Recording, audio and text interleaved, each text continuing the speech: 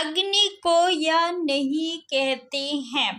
Option 1 वायु शाखा, वायु शाखा अग्नि को कहते हैं तो ये गलत हो गया। किसानों भी कहते हैं तो ये भी गलत है। दहन भी अग्नि को कहते हैं तो ये गलत है। और क्या कहते हैं अग्नि को? अनल भी कहते हैं और आग कहते हैं। पावक मीन्स भी अग्नि होता है। भानु जो है ये अग्नि को नहीं कहते तो ऑप्शन 4 सही है। पक्षी का पर्यायवाची नहीं है। खग है, बिल्कुल सही, तो ये नहीं होगा उत्तर। शकुनी भी पक्षी को कहते हैं, शकुंत भी कहते हैं, शकुंद नहीं कहते हैं। पक्षी को विहग भी कहते हैं, पखेरु भी कहते हैं। तो ऑप्शन 3 आपका सही है। अगला प्रश्न देखेंगे। आवेशित शब्द का विलोम है। अनावेशित, अनाविष्ट, अनावित, अनाश्रित।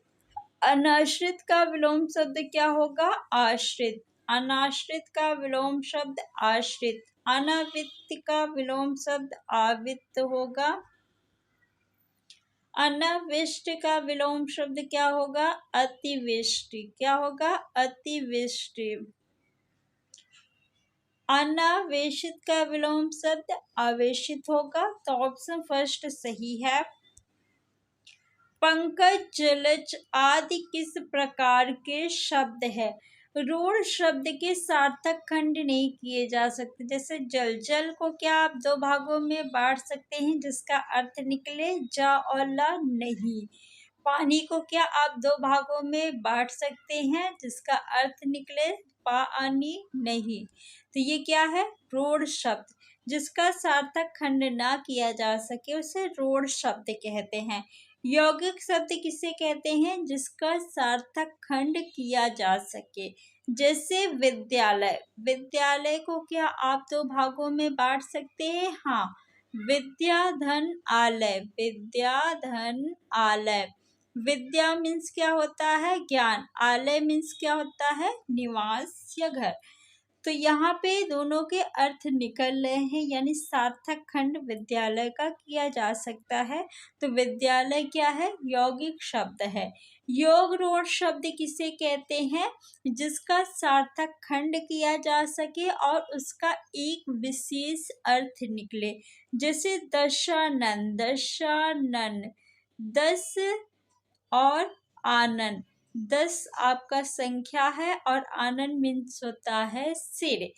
दोनों के सार्थक खंड किए जा रहे हैं और इसका एक विशेष, दशानन का सार्थक खंड हो रहा है और इसका एक विशेष अर्थ भी है। 10 है आनन जिसके अर्थात रावण।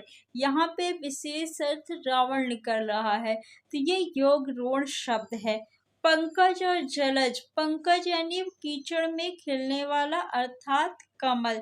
जलज मीन्स भी कमल होता है। तो ये आपके योग रूढ़ शब्द है। ऑप्शन 3 सही है। बहुव्रीहि समास के जितने भी उदाहरण है वो सभी योग रूढ़ शब्द कहलाते हैं।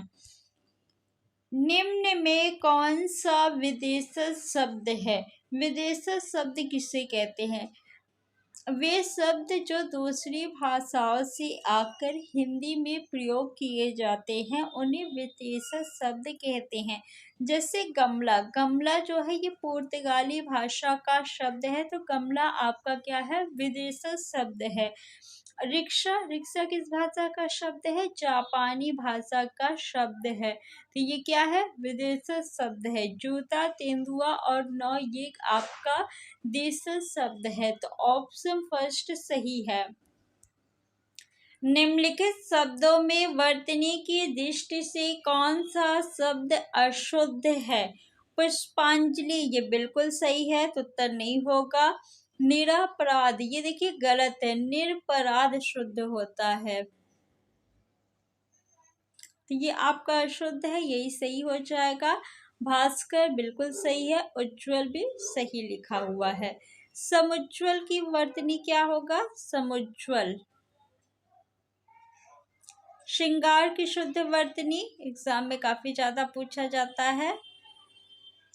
कवित्री,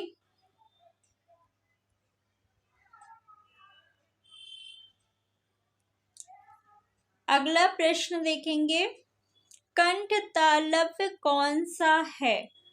ऊ जो है ओष्ठ से उच्चारित होता है तो ये नहीं होगा। शा जो है ये आपका मूर्धन्य शा है तो ये भी नहीं होगा। ए जो है ये कंठ तालव्य है तो ऑप्शन सी सही है। आ जो है ये कंठ से उच्चारित होता है तो कंठ है, ऑप्शन सी सही है। अगला क्वेश्चन देखेंगे, या रा ला वा व्यंजनों को कहते हैं। स्पर्श व्यंजन, स्पर्श व्यंजनों की कुल संख्या जो है 25 है।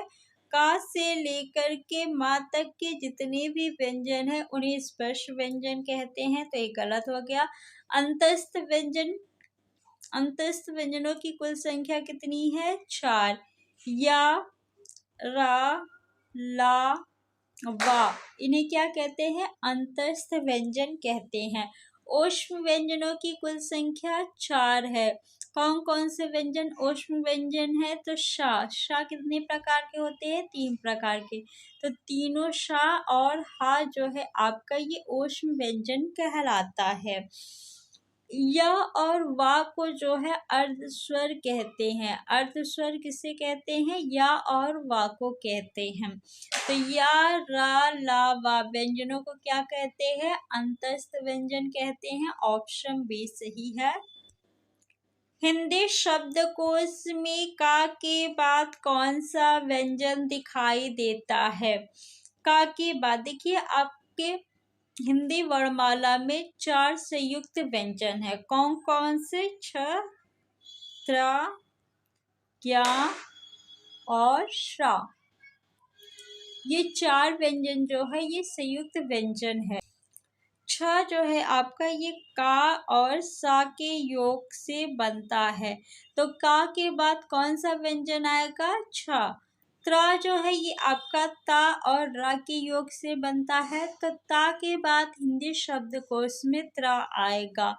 ज्ञा जो है आपका ये जा और इया, जा और इया के योग से बनता है तो जा के बाद हिंदी शब्दकोश में कौन सा व्यंजन आएगा? ज्ञा आएगा। श्रा जो है ये सा और रा के योग से बनता है तो हिंदी शब्दकोश में सा के बाद कौन सा व्यंजन आएगा? श्रा आएगा। ये आप याद रखिएगा, संयुक्त व्यंजन से क्वेश्चन एग्जाम में बहुत ज़्यादा पूछे जाते हैं तो ऑप्शन डी आपका सही है। शुद्ध वर्तनी वाले शब्द का चयन करें। ज्योत्सना किस ऑप्शन में सही है? ऑप्शन ए क्या सही है? नहीं। बी सही है? नहीं। सी भी गलत है, ऑप्शन डी बिल्कुल सही है। अगला प्रश्न है, निम्नलिखित में से एक शब्द की वर्तनी अशुद्ध है। हस्तलिखित, कुमुदिनी, आजीविका। देखिए आजीविका गलत है, आजीविका की वर्तनी अशुद्ध है। शुद्ध वर्तनी ये है आजीविका। सत्याग्रह ये भी सही है तो ऑप्शन सी आपका उत्तर हो जाएगा। मनोयोग शब्द में कौन सी संधि है? संधि का शाब्दिक अर्थ क्या होता है? मेल। किसका मेल? तो वर्णों का मेल। किसका मेल? वर्णों का मेल। मनोयोग का संधि विच्छेद करेंगे तो क्या होगा? मनः धन योग, मनः धन योग। इसमें कौन सी संधि है? विसर्ग संधि है तो ऑप्शन सी आपका सही है। स्वार्थ में निम्नलिखित में से कौन सी संधि है? स्वार्थ का संधि विच्छेद करेंगे तो क्या होगा? स्वाधन अर्थ। आ और आ मिलके क्या हो रहे हैं? दीर्घ आ हो रहे हैं तो कौन सी संधि होगी? दीर्घ स्वर संधि। कौन सी संधि है? दीर्घ स्वर संधि तो ऑप्शन ए सही है। दो समीपवर्ती वर्णों के मेल से जो परिवर्तन होता है वह कहलाता है। अव्यय कहलाता है? नहीं। प्रत्यय कहलाता है? नहीं। प्रत्यय किसी भी शब्द के अंत में लगते हैं और प्रत्यय जो होते हैं वो क्या होते हैं? शब्दांश होते हैं, यानी शब्द का अंश। समास नहीं। संधि ऑप्शन डी सही है। जिस समास में पहले या बाद का कोई भी पद प्रधान नहीं होता उसे कहते हैं द्विगु समास। द्विगु समास में प्रथम पद संख्यावाची होता है। क्या होता है? संख्यावाची होता है। ये नहीं होगा। बहुव्रीहि समास में पहले या बाद का कोई भी पद प्रधान नहीं होता। ऑप्शन बी सही है। कर्मधारय समास में विशेष और विशेष का संबंध पाया जाता है। द्वंद्व समास में दोनों पद एक दूसरे के विलोम होते हैं और दोनों ही पद प्रधान होते हैं। यथा रुचि में समास है। समास का शाब्दिक अर्थ क्या होता है? संक्षेप होता है। समास का विलोम शब्द क्या होता है? व्यास होता है। समास के कितने भेद होते हैं? 6 भेद होते हैं। यथा रुचि का समास विग्रह क्या होगा? यथा रुचि यानी रुचि के अनुसार। रुचि के अनुसार। यथा रुचि में यथा क्या है? यथा आपका उपसर्ग है। यथा से आप कई शब्द बना सकते हैं, जैसे यथा समय, यथा संभव, यथा रुचि।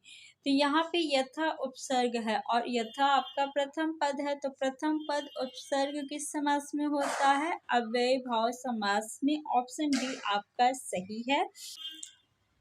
ऐसी और वीडियो देखने के लिए चैनल को सब्सक्राइब कर लीजिए। वीडियो को आप लोग ज़्यादा से ज़्यादा अपने फ्रेंड्स में शेयर करिए। Thanks for watching.